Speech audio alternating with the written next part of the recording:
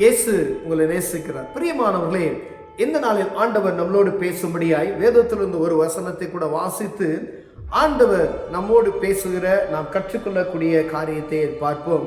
அது 2 கொரிந்தியரின் புஸ்தகம் 11வது அதிகாரம் 3வது வசனம் இப்படியாக சொல்லுகிறது: ஆகிலும் சர்ப்பமானது தன்னுடைய தந்திரத்தினாலே ஏவாளை வஞ்சித்தது போல உங்கள் மனதும் கிறிஸ்துவை பற்றிய உண்மையினின்று விலகும்படி கெடுக்கப்படுமோ என்று பயந்திருக்கிறேன்.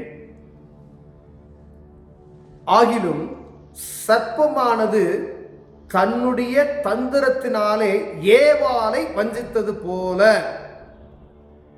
ஸ்டார்டிங்ல உலகம் தோன்றின உடனே ஆண்டவர் மனிதனை படைப்பது நல்லது என்று சொல்லி ஃபர்ஸ்ட் ஆதாமை உருவாக்கினார் என்று நாம் பார்க்கிறோம். பிரியமானவர்களே, களிமண்ணினால் உருவாக்கி ஜீவ சுவாசத்தை அவருக்கு கொடுத்து அவனை அவருடைய சாயலில் இந்த பூமியில் வைத்தார்.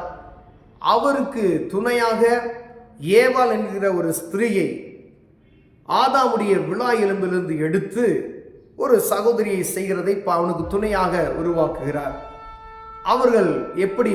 அவர்களை பார்த்து ரசிப்பதற்காக ஆண்டவர் அருமையான ஒரு தோட்டத்தை, ஏதேன் தோட்டத்தை கொடுத்து அங்கு இருக்கிற எல்லா சகல விருட்சங்களின் கனிகளையும் கொடுத்தார். அதுல ஒரு கனியை புசிக்காதே என்று சொன்னார். பாருங்க, அங்கு வஞ்சிக்கப்பட்டது யார் அப்படின்னா ஏவாள் வஞ்சிக்கப்பட்டதை போல வேதம் தெளிவாக எழுதப்பட்டு இருக்கிறது. பிசாசினுடைய தந்திரத்தில் பெண்கள் விழுந்து போகாதபடிக்கு எச்சரிக்கையாயிருக்கும்படியாய் எழுதப்பட்டிருக்கிறது. எங்கும் முதல் பெண் என்று சொல்லக்கூடிய ஏவாள் தன்னுடைய சர்ப்பமானது தன்னுடைய தந்திரத்தினால ஏவாள் என்ன செஞ்சுச்சான்? வஞ்சிச்சான். அவன் எவ்வளவு தந்திரக்காரன் பார்த்துங்க. அவன் முத ஒரு ஸ்திரீட்ட பேசுறான். முதல் பெண்ணிட்ட தந்திரத்தினால சர்ப்பமானது தந்திரமாய் அவளை வஞ்சித்து அந்த பழத்தை சாப்பிட வைத்தது. அதற்கு ஒப்பினையாக இங்கே சொல்லப்படுகிற ஒரு காரியம், முதல் ஆதாம். இப்ப நம்ம 2வது ஒரு காரியத்துல நியூ டெஸ்ட்மெண்ட்ல போறோம். உங்கள் மனது கிறிஸ்துவை பற்றிய உண்மையினின்று விலகும்படி கெடுத்து போடுமோ என்று பயந்திருக்கிறேன். ஐயா, அங்க அந்த கனியை நீ சாப்பிட்டனா சாகவே சாவா என்று ஆண்டவர் சொன்னார். சாப்பிட்டார்கள். இங்கு கிறிஸ்துவின் ரத்தம் மனிதனுடைய பாவத்தை மன்னித்து பரலோகத்துக்கு அழைத்து செல்லும் என்கின்ற ஒரு காரியத்தை சொல்லியிருக்கிறார். இந்த காரியம் சர்ப்பத்தினால், பிசாசினால் வஞ்சித்து போகாதபடிக்கு பயமா இருக்குமோ என்று பவுல் என்ன சொல்றார்? பயப்படுறார். என் ஜனங்களை பார்த்து, கொரிந்து சபையே, ஒரு சபையை குறித்து சபைக்கு தான் எழுதுறார். உலக மக்கள் எல்லாத்துக்கும் இது பொருந்தும். ஒரு சபையை குறித்து அந்த மாதிரி எனக்கு பயமா இருக்கு.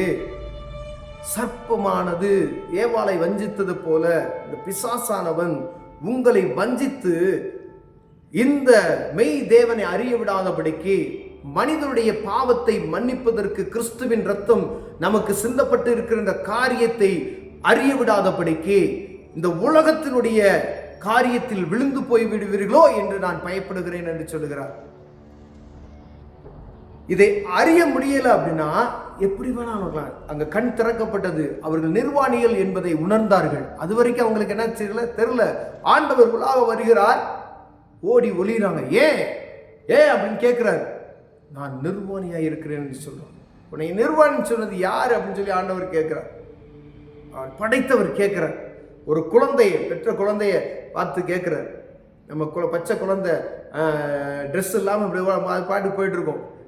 அப்ப ஒரு நம்ம தகப்பன் வரும்போது ஓடி குழந்தை ஒளிஞ்சுக்குச்சுன்னா எப்படி இருக்கும் பாருங்க. என்னப்பா அப்படின்னு சொன்னா, நான் நிர்வாணியா இருக்கிறேன் ஒரு குழந்தை சொன்னா எப்படி இருக்கும்? உங்களுக்கு எப்படி இருக்கும்? அதே போலதான் ஆண்டவருக்கு அன்னைக்கு இருந்திருக்கும். அப்ப நான் செய்யாத அப்படின்னு சொன்ன காரியத்தை நீ செய்தியா? அதை செஞ்சனா நீ நிர்வாணி என்பதை அறிந்து கொண்டாய் அப்படின்னு. அதே போல இங்க ஆண்டவர் ஒரு காரியத்தை சொல்லியிருக்கிறார். இயேசு கிறிஸ்து உலக மனிதர்களுக்காய் தன்னையே பலியாக கொடுத்தார். அதை அறிந்து கொள்ள வேண்டும். அங்க புசிக்காதுன்னு சொன்னாரு. இது நீ என்ன செய்யணும்? புசிக்கணும். அப்பவும் ரசத்தை நான் புசிக்கிறோமே, இதை நீங்கள் உண்ணும் போதும் இதை அந்த அனுசரிக்கும் பொழுதும் என்னை நினைவு கூறும்படியா இதை செய்யுங்கள் என்று சொல்லி ஆண்டவர் நமக்கு ஒரு கட்டளையை கொடுத்திருக்கிறார். இதை செய்கிறோமா? இல்ல இதையும் மறந்துட்டோமா?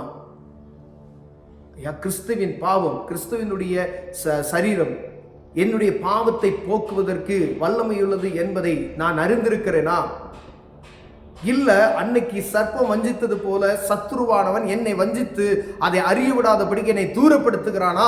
கர்த்தரின் பந்தியில் சேர விடாதபடி தூரப்படுத்துகிறானா? நீ கர்த்தரின் பந்தியில் சேராவிட்டால் நீ உனக்கும் ஆண்டவருக்கும் உள்ள தூரம் எப்படி என்று பார்த்துக் கொள்வீர். ஏன்னா இனி எந்த பந்தியில சேரனா எனக்கு உனக்கு பங்கு இல்லைன்னு சொல்றாரு. அதே போல ஆண்டவருடைய நினைவு கூறுகிற எண்ணம் என்னை விட்டு போய்விடுகிறது. பந்தியில சேர்ந்ததான நினைவு வரும். பந்தியில சேர்ந்தாதான் என்ன செய்யும்? நினைவு வரும். இதை எப்பெல்லாம் அனுசரிக்கிறீர்களோ என்னை நினைவு கூறும்படியா இதை செய்யுங்கள் சொன்னார். ஏன் நினைவு கூறும்படியா செஞ்சார்? உனக்காக அடிக்கப்பட்டேன், உன்னுடைய பாவத்துக்காக நான் சுமந்தேன், உன்னுடைய பாடுகளை நான் ஏற்றுக்கொண்டேன், உன் நோய்களை நான் சுமந்து கொண்டேன், உன் பாரத்தை நான் சுமந்து கொண்டேன், உன் வருத்தத்தை நான் சுமந்து கொண்டேன். நீ இந்த பூமியில செய்த பாவத்தை நான் ஏற்றுக்கொண்டு சிலுவையில வானத்தையும் பூமியும் அண்ட சராசரங்களை சிருஷ்டித்த தேவன் சொல்லுகிறார், உனக்காக நான் அடிக்கப்பட்டிருக்கிறேன் என்று ஒரு தெய்வம் சொல்றார். யார் சொல்ல முடியும்? அந்த காரியத்தை அனுசரிக்கிறோமா? அங்க செய்யக்கூடாத காரியத்தை செஞ்சதை போல இந்த செய்யாம விட்டுறாதீங்க அப்படின்ற பயமா இருக்கு. சத்துரு உங்களை வஞ்சித்து விடுவானோ என்று. எத்தனை பேர் இதை நம்ம கடைபிடிக்கிறோம்னு தெரியாது. என்னுடைய பாவத்தை மன்னிப்பதற்காக இயேசு கிறிஸ்து அந்த நினைவு எப்ப என் இருதயத்துல என் சரீரத்துல ரத்தம் ஓடிக்கிட்டு இருக்க வரைக்கும், ஆத்துமால உயிர் இருக்க வரைக்கும், நான் என்னுடைய ஜீவன் இருக்க வரைக்கும் அவரையே நினைத்து கொண்டு இருக்கிற ஒரு சூழ்நிலையில் இருக்க வேண்டும் என்று ஆண்டவர் சொல்லுகிறார். உலகத்தின் ஒரு காரியத்தில் ஓடிக்கிட்டே இருக்கலாம். சம்பாரி, அங்கே போ, இங்கே போ, 1000 வேலைகள் இருக்கும். ஒரு நொடி பொழுது ஹார்ட்ல கொஞ்ச நேரம் நில்லு அப்படின்னு சொன்னா என்ன ஆகும்? கோடியா நீ சம்பாரிச்சு வச்சதெல்லாம் யாரும் அனுபவிப்பான். ஓடிக்கிட்டே இருக்கலாம், சம்பாரிச்சுட்டே இருக்கலாம். சம்பாதிக்க சொல்லியிருக்கிற ஆண்டவர் கஷ்டப்பட்டு வேற அதுக்கப்புறம் கொடுத்த சாபம்லாம் நீ வேர்வை சிந்தி தான் சம்பாதிக்கணும்னு சொல்லிட்டார். சம்பாதிங்க, ஆனா ஆண்டவரை மறந்து போய்விடாதீர்கள். அதுக்கு தான் சொல்றாரு, நீ ஏமாத்தப்பட்டு போய்விடக்கூடாது. அங்கு ஏவாள் வஞ்சிக்கப்பட்டது போல இங்கு வஞ்சிக்கப்பட்டு விடக்கூடாது. அதை ஆண்டவர் நம்மளை நினைவூட்டும்படி அதை செய்கிறார். பிரியமானவர்களே, ஆண்டோடைய சரீரத்து ரத்தத்தையும் நாம் ஒவ்வொரு நாளும் தேவ சமூகத்துல போய் வாங்கும் பொழுது என்னுடைய பாவத்துக்காய் கிறிஸ்து பூமிக்கு வந்தார், அவர் எனக்காக ஜீவனையை கொடுத்தார் என்கின்ற அந்த உறுதிப்பாடு எனக்குள்ளும் உங்களுக்குள்ளும் இருக்குமே. ஆண்டோடைய அந்த கட்டளை அவர் சொன்ன அந்த வார்த்தைகளுக்கு நம்ம கீழ்ப்படிந்து நடக்கிறோம். இல்லை அப்படின்னா கீழ்ப்படிந்து நடக்கல. அங்க ஏவாள் வஞ்சித்தது போல அப்ப நெருக்கம், கஷ்டம், துன்பம் எல்லாம் வரும்.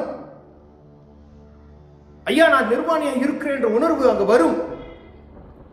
வேலை அப்படிப்பட்ட உணர்வு நமக்குள் வருகிறது என்றால் ஏதோ பாவத்தில் நான் சிக்கியிருக்கேன் ஐயா, தரித்திரம், வேதனை, பாவம், கஷ்டம், துன்பம், மன உளைச்சல், பணம் இருக்கு, நிம்மதி இல்லை, வியாதி, உங்களுக்காக சிந்தப்பட்டவர் ஒருத்தர் இருக்கிறார். மறந்து போய்விடாதீர்கள்.